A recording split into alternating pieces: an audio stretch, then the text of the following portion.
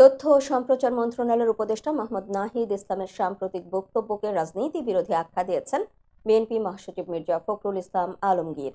বৃহস্পতিবার দুপুরে লন্ডন থেকে দেশে ফিরে হজরত শাহজালাল আন্তর্জাতিক বিমানবন্দরে সাংবাদিকদের সঙ্গে আলাপকালে তিনি এ মন্তব্য করেন।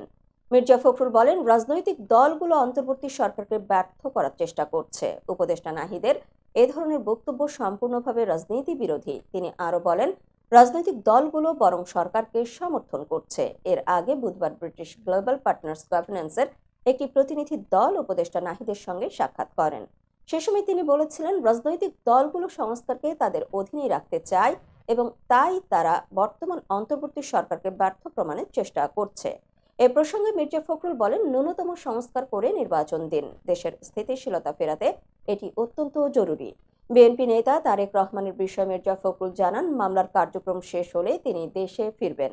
পাশাপাশি তারেক রহমান নেতাকর্মীদের বিজয় ধরে রাখতে ধৈর্য ধারণের আহ্বান জানিয়েছেন। মির্জা ফখরুল আরও বলেন, দেশের অস্থিরতা নিরসনে নির্বাচিত সরকারই একমাত্র সমাধান।